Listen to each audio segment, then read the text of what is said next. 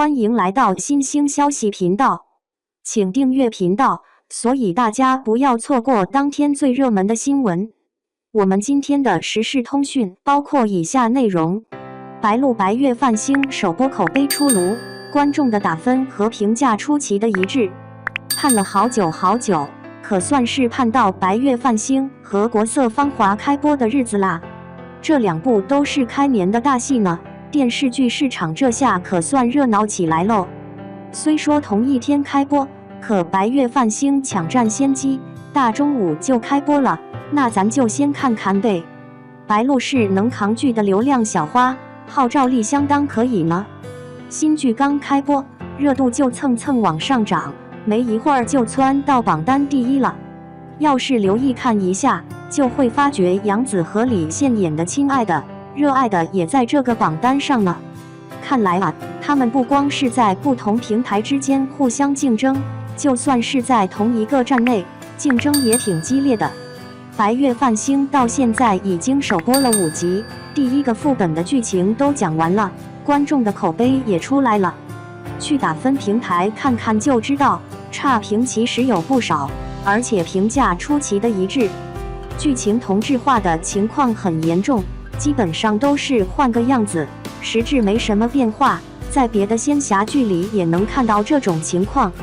女主的台词功底太烂了，男主长得不是特别帅，这魔君的气势全靠嘴撑着呢。总的来说，这部剧的毛病大多在演员、剧情还有台词这几个方面。其实在预告阶段，白月泛星就因为未曾这个导致爱人决裂的情节，跟香蜜沉沉烬如霜里的从未重合度很高，从而引发了大量讨论。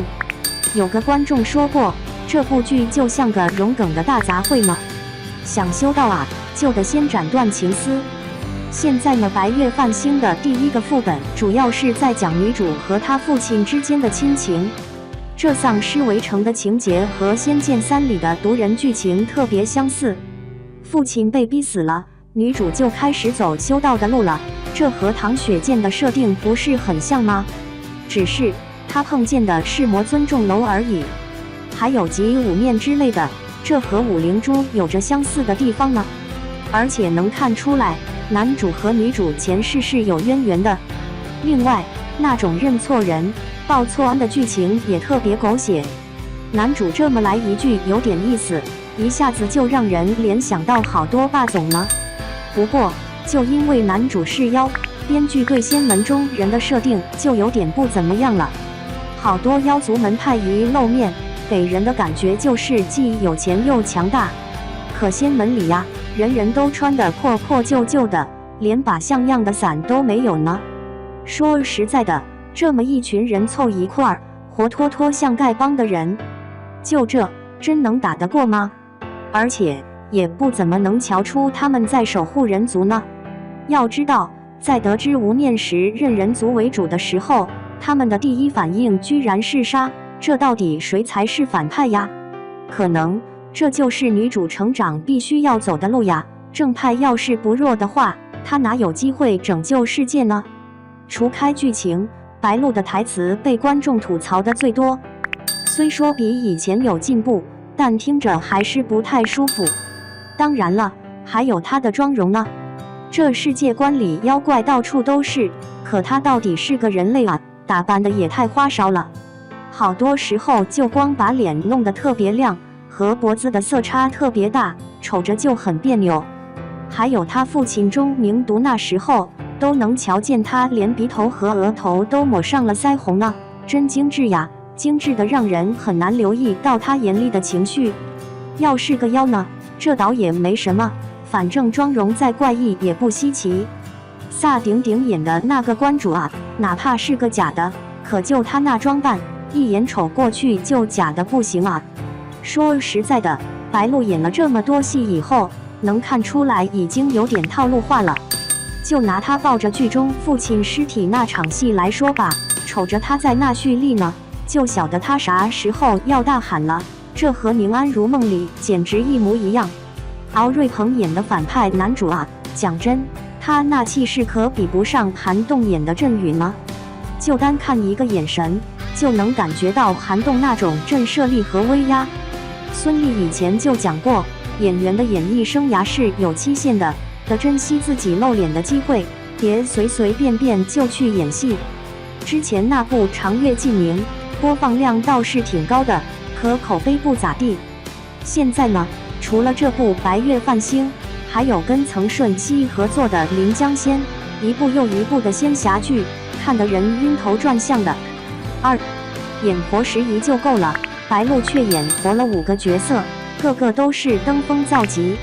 女演员白鹿是娱乐圈中一个较为特殊的存在，为什么这样说呢？因为光看颜值，白鹿女士似乎并不属于那种特别拔尖的美女。一些观众甚至评价，即使放在路人中，白鹿也不能算是特别出挑的。可是她的热剧一部接着一部，古装的现代的都有，她在圈中好像还算是一个小腕儿。这一次的新热作《白月》又让她小火了一把。这位女演员的代表作有《周身如故》《长月烬明》等，她曾经演了很多角色，都深入人心。长相平平的她究竟依靠什么站稳脚跟？01叶惜雾。说到这位女演员的一个经典角色，不得不提她曾经和罗云熙联手主演的《长月》了。虽然这部剧的总体评价并不是很高，但是作为女主角，小编给予白女士高度的评价。在这部剧里，当你带入了暗黑男主角，体验到了那种被众人排斥、被命运所一次又一次痛击的悲痛之时，你能够感受到女主角叶惜雾苏苏就像一束冬日里的暖阳照在你的身上，能够感觉到女神般的善意，那一种善良是属于人性中最光辉的一面。白鹿用自己最朴实无华的演技，把一个女性对于他人的善意自然流露。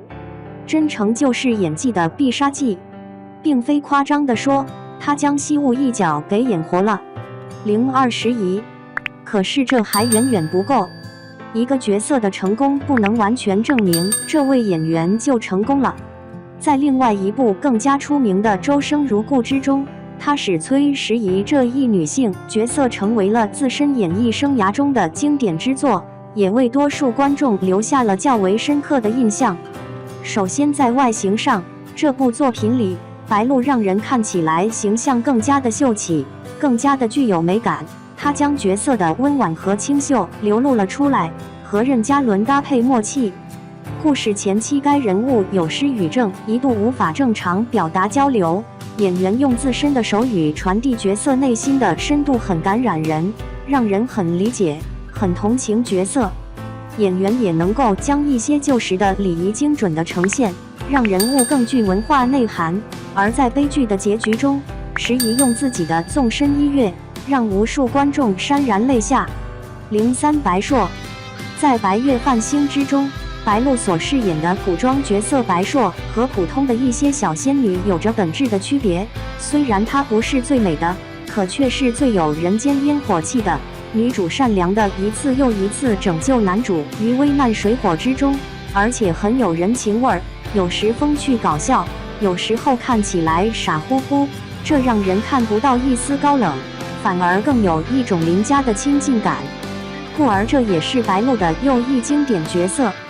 小编看好该剧大火。04其他角色。凤求凰这部古装剧之中，白鹿更是演技炸裂大放异彩，一人分饰两角，将性格迥异的两者，豪放的女将军霍玄以及更善于头脑风暴的乐韵演绎。战场上的拼杀以及女人间的心机，她都拿捏到位，令人肯定。在《半世蜜糖半世伤》这部剧中，白鹿首次让人看到她和罗云熙之间的配合十分的具有看点。将军这一形象让人既觉得飒爽，又能感觉到喜感，两个人在一起简直就是女虐男，而且越虐越甜。女主和母亲共同考验男主角的情节，也让观众多年以后再看，依然是笑点满满。或许就如于正所说，白鹿能够获得今天的成功，最大的秘诀就是努力二字。别看这2个字平凡，可是又有多少人能够一生始终坚持的努力呢？它似乎告诉我们，女人甚至是女演员不一定要有过人的容貌，但是只要你肯努力，把所有的精力都钻研到角色上，就一定能够有所收获。周深如故、白月繁星等作品的爆火，正是努力的白鹿几乎凭借一己之力拉高了两剧的档次。那你有啥感受呢？